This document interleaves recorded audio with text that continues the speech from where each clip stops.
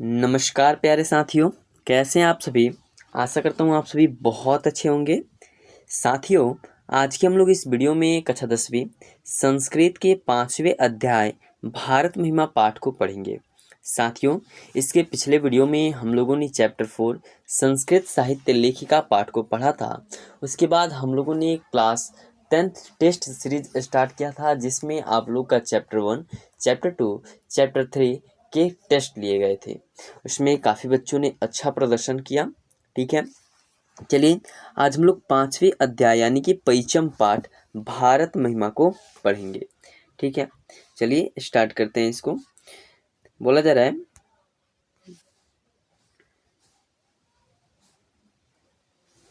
अस्माकं देशः भारतवर्षमिति कथ्यते। बोला जा रहा है अस्माकं का जो अर्थ होता है हमारा। हमारा जो देश है वह भारतवर्ष को कहा जाता है। मतलब जो हमारा देश है वह कौन सा है जी? भारतवर्ष है, भारत देश है। ठीक है, अस्य महिमा सर्वत्र गीयते, जिसकी महिमा सभी जगह गाई जाती है। सर्वत्र का मतलब होता है सभी जगह। मतलब भारत देश की जो महिमा है वह सभी जगह गाई जाती है। पाठे असीमन विष्णु पुराणात भागवत पुराणात च प्रथम द्वितीय च क्रमशः पद गृहीतमस्ति। बोल रहा है कि इस पाठ में विष्णु पुराण से, भागवत पुराण से प्रथम तथा द्वितीय जो पद हैं वह संकलित हैं। अर्थात आपसे बोला जाएगा कि भारत महिमा पाठ का जो प्रथम श्लोक है वह किससे लिया गया है? तो भारत महिमा पाठ का प्रथम श्लोक लिया गया है विष्णु पुराण से। ठीक है, फिर दूसरा क्वेश्चन आप लोग से पूछा जाएगा कि भारत महिमा पाठ का दूसरा श्लोक कहाँ से लिया गया है? तो लिया गया है भागवत पुराण से। भारत महिमा पाठ का प्रथम श्लोक विष्णु पुराण से, भारत महिमा पाठ का दूसरा श्लोक भागवत पुराण से लिया गया है। अवशिष्टानि पद्या पदान्यध्यक्षेन निर्मीय प्रस्तावितानि। बोल रहा है कि और शेष जितने भी पद हैं वह आधुनिक अध्यक्ष के द्वारा प्रस्तुत किए गए हैं। भारत प्रति भक्ति रश्मांग कर्तव्य रूपेण वर्तते। हमें अपने देश भारत के प्रति भक्ति भावना कर्तव्य रूप से रखनी चाहिए। मतलब हमारा परम कर्तव्य यह होना चाहिए कि हम अपने देश के प्रति भक्ति भावना रखें। साथियों, यहाँ तक इस चैप्टर में यही सबसे महत्वपूर्ण रहता है। ठीक है, ऑब्जेक्टिव की दृष्टि से पहला क्वेश्चन पूछा जाता है कि आसानी क्वेश्चन रहता है कि हम इनमें से हमारा देश कौन सा है या हमें किसकी पूजा करनी चाहिए? तो अपने देश भारत की पूजा करनी चाहिए। ठीक है, उसके बाद पूछा जाता है कि किसकी महिमा सभी जगह गाई जाती है? तो भारत देश की महिमा सभी जगह गाई जाती है। फिर पूछता है कि यह जो भारत महिमा पाठ है वह कहाँ से संकलित है? तो भारत महिमा पाठ जो है वो पुराण से संकलित है। फिर क्वेश्चन आता है कि भारत महिमा पाठ का जो प्रथम श्लोक है वह किससे संकलित है? विष्णु पुराण से। और भारत महिमा पाठ का जो दूसरा श्लोक है किससे संकलित है? भागवत पुराण से संकलित है। आइए अब श्लोकों के अर्थ को जानते हैं। यहाँ पे लिखा गया है पौराणिकी, यानी कि पुराण से यह पहला श्लोक है और यह दूसरा श्लोक जो है वह पुराण से संकलित है। ठीक है, चलिए तो पौराणिकी के प्रथम श्लोक के बारे में अध्ययन करते हैं।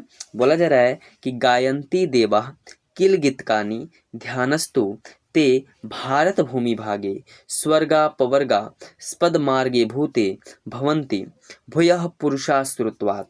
साथियों, बोला जा रहा है कि गायंती का तो अर्थ होता है जो गाते हैं, देवा का अर्थ होता है देवतागण, कील का अर्थ होता है निश्चय ही, गीतकानी का अर्थ होता है गीत या प्रशंसा, धन्य का धन्यास्तु का अर्थ होता है धन, ये धन्य या भाग्यवान, और ते का वे सब भारत भूमि भागे का अर्थ होता है कि भारत देश में, स्वर्गापवर्गास्पद मार्गे भूते का अर्थ होता है स्वर्ग और मोक्ष प्रदान करने योग्य साधन स्वरूप, और भवंती का अर्थ होता है होते हैं, और भूय का अर्थ होता है जन्म लेने वाले, और सुरत्वात का अर्थ होता है पुरुष का तो पुरुष जन्म भी करते हैं कि जो इस भारत देश में वैसे पुरुष जो जन्म लेते हैं, और सुरत्वात का अर्थ होता है देवत्व के रूप में।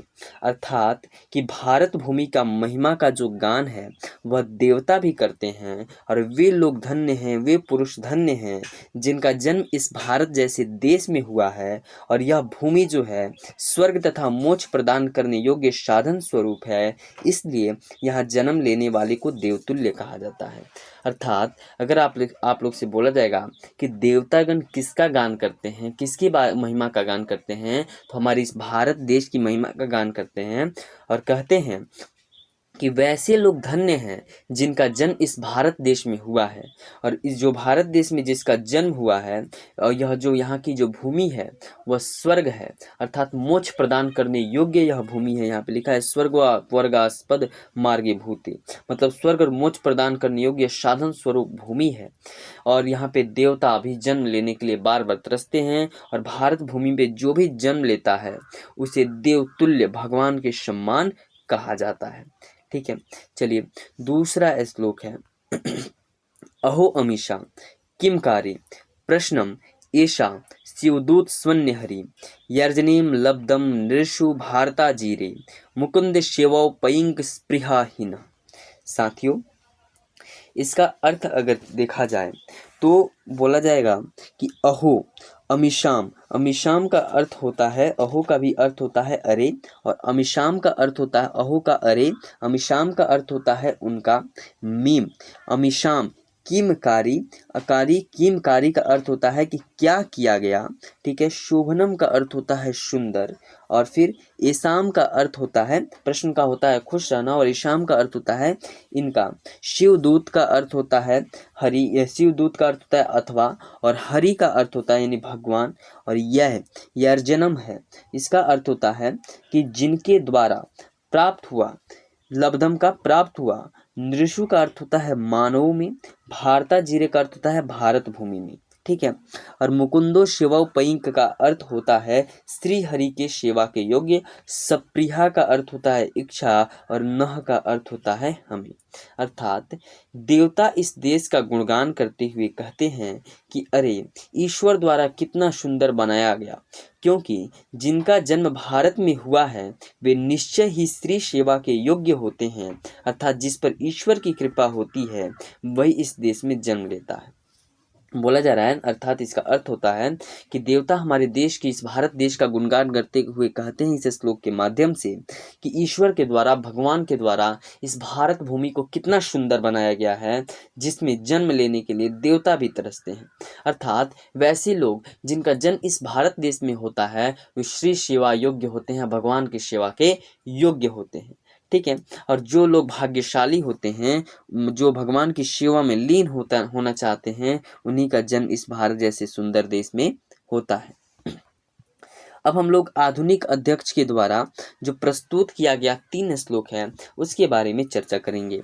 बोल रहा है इयं निर्मला वत्सला मातृभूमि प्रसिद्धा सदा भारतम वर्षमेतत् विभिन्ना जना धर्म जाति प्रभेदय रिहकत्व भावम वहंतो वसंती। अर्थात जो यम का अर्थ होता है यह, निर्मला का अर्थ होता है स्वच्छ, वत्सला का अर्थ होता है ममतामयी, और एतत् ममतामयी, एतत् का अर्थ होता है यह, और विभिन्ना का अर्थ होता है क्या, विभिन्ना का अर्थ होता है भिन्न भिन्न, और धर्म जाति प्रभेद का अर्थ होता है धर्म और जाति के भेदों से, जाति पाति से मतलब कोई भी लेन देन न रखना, भेदभाव को न मानना। ठीक है, उसके बाद एकत्व भाव का अर्थ होता है, रिहकत्व भाव है तो एकत्व भाव का अर्थ होता है एकता के भाव को, और वहंतों का अर्थ होता है स्वीकृत करते हुए, वसंती का अर्थ होता है रहते हैं। ठीक है, अर्थात विद्वानों का कहना है कि यह जो भारत भूमि है वह सारे भेदभावों से रहित है। ठीक है, और अपनी निर्मलता और ममता के लिए सदा से विश्व प्रसिद्ध है। यहाँ भिन्न भिन्न अर्थात अनेक जाति के लोग एकता के भाव को धारण करते हुए सभी मिलजुल कर रहते हैं। कहने का मतलब है कि हमारे भारत जैसे देश में यहाँ पे कोई भी, एक प्रकार से बोल जाए कि धर्म जाति का कोई भी महत्व नहीं है। यहाँ पे विभिन्न जाति के लोग एकता के भाव को धारण करते हुए इस भारत जैसे सुंदर देश में निवास करते हैं। यहाँ पे धर्म जाति का कोई भी मतलब नहीं है, यहाँ पे सब कोई मिलजुल करके रहते हैं। अगला श्लोक है आधुनिक में से ही, आधुनिक लेखक के द्वारा प्रस्तुत किया गया। विशाला स्मदिया धरा भारतीया सदा सेविता सागरे रम्य रूपा वनः पर्वत निर्झरे भ्रव्यभूतिः बृहन्ति भीरेशा शुभा चाप गाभी। अर्थात बोला जाएगा कि अश्मदिया, यहाँ पे विशाल का अर्थ होता है बहुत बड़ा, और अस्मदिया का अर्थ होता है हमारी, ठीक है। धरा का अर्थ होता है पृथ्वी। रम्य रूपा जो है, रम्य भारतीय का तो भारत होता है, ठीक है। सेविता मतलब यहाँ से सभी से संपूर्ण देश है, सागर से। रम्य रूपा का अर्थ होता है मनोहर है। वनय का अर्थ होता है वनों से। पर्वत का तो जानते ही हैं, पर्वतों से। फिर यहाँ पे निर्झर भी लिखा है, निर्झर का अर्थ होता है झरना, ठीक है। और भव्य भूति, भव्य भूति इसके अंत में पर्वत निर्झरे भव्य भूति है, तो भव्य भूति का अर्थ होता है भव्य ऐश्वर्य वाली। ईशा का अर्थ होता है, ठीक है, यह, और शुभा का सुंदर, और आप गाभी का चाप गाभी है, तो इसको चा अलग करके आप गाभी होता है, इसका होता है नदियों से। अर्थात इस श्लोक के माध्यम से बताया जा रहा है कि जो हमारा देश है भारत अति विस्तृत तथा प्राकृतिक संपदाओं से परिपूर्ण है। इसके तीन तरफ सागर सदा लहराता रहता है। यहाँ वनों, झरनों तथा बहती हुई नदियों से सदा सुशोभित रहता है। बोला जा रहा है कि जो हमारा सुंदर सा देश है यह भारत, बोले यहाँ पे सारी प्राकृतिक संपदाओं से परिपूर्ण देश है। प्राकृतिक संपदा का मतलब यहाँ पे वन है, यहाँ पे पर्वत हैं, यहाँ पे झरने हैं, यहाँ पे सागर है। ये सभी जो प्राकृतिक सुख सुविधाएं हैं इस भारत देश में परिपूर्ण हैं, जिसके कारण, और भारत देश की जो नदियां होती हैं हमेशा लहराती रहती हैं, जिसके कारण भारत देश क्या होता है, एकदम सुंदर दिखाई देता है, ठीक है। चलिए अगला श्लोक और इस चैप्टर का सबसे अंतिम श्लोक, जगत गौरवम भारतम शोभनीयम सदा अस्माभ्रेत तथा पूजनीयम भवेद देशभक्ति शमेशाम जनानाम प्रादर्श रूपा सदा वर्जनीय। यह भी श्लोक जो है आधुनिक लेखक के द्वारा प्रस्तुत किया गया है। इसमें जगत गौरवम का अर्थ होता है संसार का गौरव। जगत का मतलब पूरा संसार, ठीक है, तो संसार का गौरव या जगत का गौरव भी बोल सकते हैं। शोभनीयम, भारतम कर तो हमारा देश भारत, ठीक है, और शोभनीयम का अर्थ होता है कि शोभा के योग्य, मतलब जो शोभा के योग्य हैं। अस्माभि का तो शुरू में बताया कि अस्माभि या अस्माक बोलिए, दोनों का अर्थ हमारा ही होता है, ठीक है।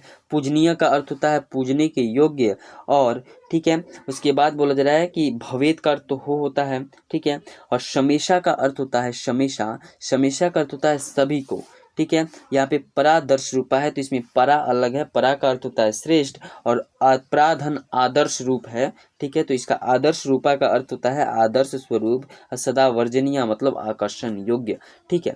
मतलब कि यह जो भारत देश है वह हमारा पूजनीय है तथा सदा शोभनीय, सदा विश्व गौरव बना रहे, और सभी लोगों की देशभक्ति आकर्षणीय एवं श्रेष्ठ आदर्श स्वरूप हो।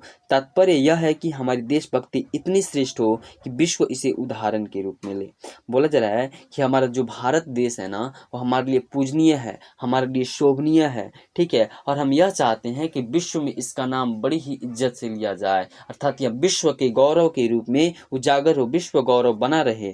और हम सभी के लिए अपने देश के प्रति क्या होनी चाहिए, देशभक्ति होनी चाहिए, और वो भी आकर्षणीय होनी चाहिए, जिसमें कोई भी लोभ मोह माया ना हो, ठीक है। और तात्पर्य है कि हमारी देशभक्ति इतनी श्रेष्ठ हो, इतनी अच्छी हो कि विश्व इसे उदाहरण के रूप में लें कि भारत देश के जो वासी हैं भारतीय, वे अपने देश से इतना प्रेम करते हैं, ठीक है।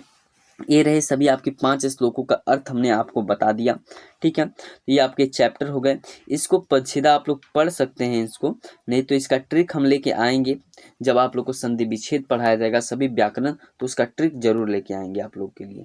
इसका कोशिश कीजिएगा कि आप लोग इसका क्या बोला जाए शब्दार्थ शब्दार्थ याद करते चलिएगा, ठीक है। बाकी रहा आंसर क्वेश्चन का काम, तो आपको तो अच्छी तरीके से जानते हैं कि आपके चैप्टर से ये जो संस्कृत में प्रश्न उतने अच्छे से नहीं पूछे जाते, हिंदी में ही ऑब्जेक्टिव प्रश्न तथा सब्जेक्टिव प्रश्न पूछे जाते हैं। तो उसके लिए हम लोग ऑब्जेक्टिव का सेशन तथा सब्जेक्टिव का सेशन भी आपके समक्ष लेके आएंगे। मिलते हैं अगले वीडियो में, और अगले वीडियो में अगले चैप्टर भारतीय संस्कारा का अध्ययन करेंगे। धन्यवाद। अगर आपको यह वीडियो अच्छी लगी हो तो इस वीडियो को ज़्यादा से ज़्यादा शेयर करें, और हमारे चैनल पर पहली बार विजिट किए हो तो हमारे चैनल को सब्सक्राइब भी जरूर करें। मिलते हैं अगले वीडियो में। धन्यवाद।